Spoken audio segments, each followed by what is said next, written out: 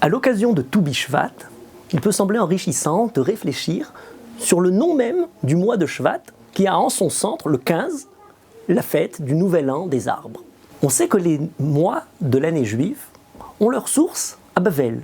A priori, ce ne sont pas des noms qui sont propres au peuple juif.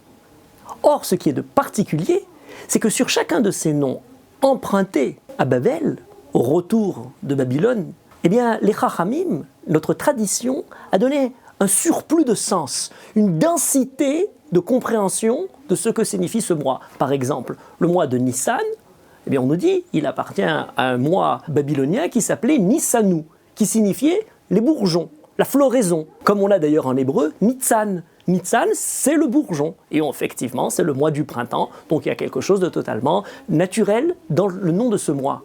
Mais quand il s'agit de la tradition juive, sur ce Nissan du Nitzan, du bourgeon, se greffe un nouveau sens, c'est celui des Nissim, du mois qui n'a pas vu simplement la floraison du printemps, mais qui a vu aussi la liberté, le chant de la mer, le florilège de paroles du soir du Seder ou du dernier jour de Pessah où nous traversons la mer.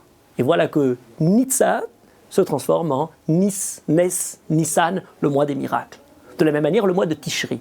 Le mois de Tishri, il vient d'une racine akkadienne qui dit Tashritu, qui signifie le début. Effectivement, c'est le début, on commencerait l'année de ce mois-là. Oui, mais dans la tradition de la Torah, on a un pasouk particulier, Tashuri Merosh Amana, dans Shirachirim, qui signifie totalement autre chose. Tashuri Merosh, Tashuri nous rappelle la racine de voir. Il y a au début de l'année une certaine vision, voir le monde dans son ensemble, essayer d'entrevoir les grands projets, les grandes déterminations de l'humanité ou de chaque individu. Merosh Amana, au début de l'année, ce n'est pas un début simplement annuel des saisons. Merosh Amana, il y a la Emouna, il y a la confiance et le renouvellement de l'acceptation de Malchut Shamaïm, du royaume d'Akadosh Baruch Hu. À propos du mois de Shvat, on nous apprend qu'il y a une racine akkadienne qui dit la chose suivante, Shevat, ça s'appelle Shevat parce que c'est le nom de Shabbatu, le bâton, le coup, puisque c'est le mois dans lequel soit la pluie se met à tomber et battre la terre, soit le vent fouette l'ensemble de la nature, et donc c'est ce côté climatique qui a donné le nom au mois de Shvat. Effectivement, en hébreu, on a le mot shevet qui parle du bâton. Ça peut être la houlette du berger, yavor tachat shavet, ça peut être le shevet de la violence qui est du gourdin, je dirais, et ça peut être aussi le charbit, qui est aussi de la racine de shevet, le sceptre, celui qui donne l'autorité, le pouvoir, la détention légitime de la violence. Sauf qu'en hébreu, il y a une deuxième racine qui arrive avec le mot shevet. C'est pas simplement le bâton, la canne, mais c'est aussi les shvatim, les tribus, l'association humaine. Et de là, on a deux directions. Une direction qui est l'autorité, qui porte en elle justement la baguette qui signifie cette autorité, mais à côté de ça, le devoir, la responsabilité pour cette autorité de rassembler l'ensemble des participants, du groupe humain, du peuple, des tribus. Or, nous avons beaucoup à apprendre dans ces deux directions à propos du mois de Shevat, lié à la floraison des arbres, ou lié tout simplement à ce que la nature a à nous apprendre dans la compréhension du fonctionnement des forêts et des arbres. Il y a deux curiosités que j'aimerais évoquer et qui sont riches d'enseignements.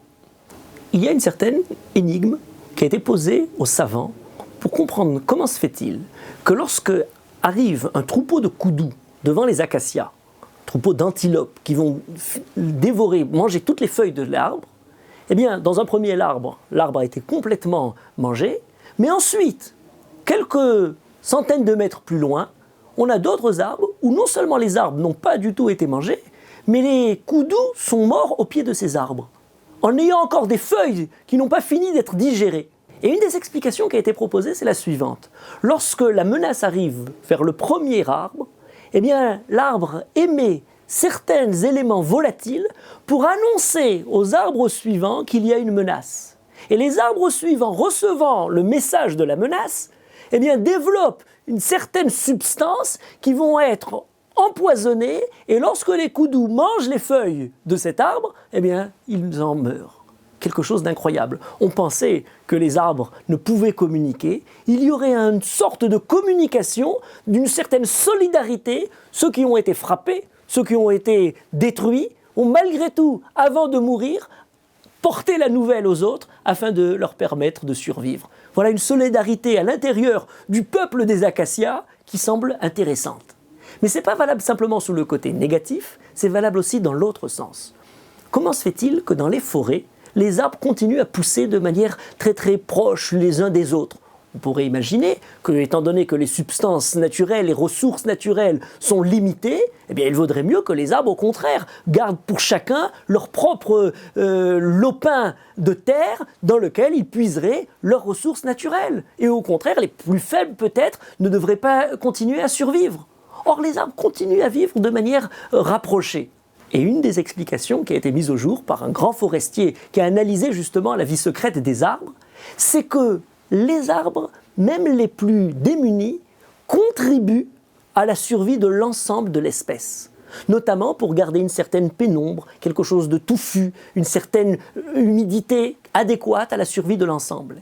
Et les arbres qui ont été plus bénis par la lumière, ayant plus d'eau, ayant pu puiser plus d'eau, vont reverser certaines de leurs ressources aux autres arbres et passent ainsi par les racines. Plus que les racines, tout ce qui est en bas, les champignons, l'ensemble des feuillages qui sont déjà à terre, eux-mêmes ne sont plus vivants, mais continuent à transmettre certains minéraux, l'humidité ou l'eau qui va être nécessaire pour la survie des autres.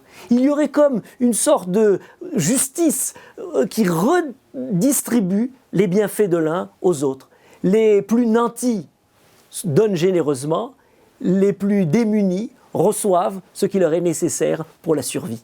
C'est un message de solidarité très intéressant et le prophète Ishaïa a dit « Kime ha'etz yeme ami ».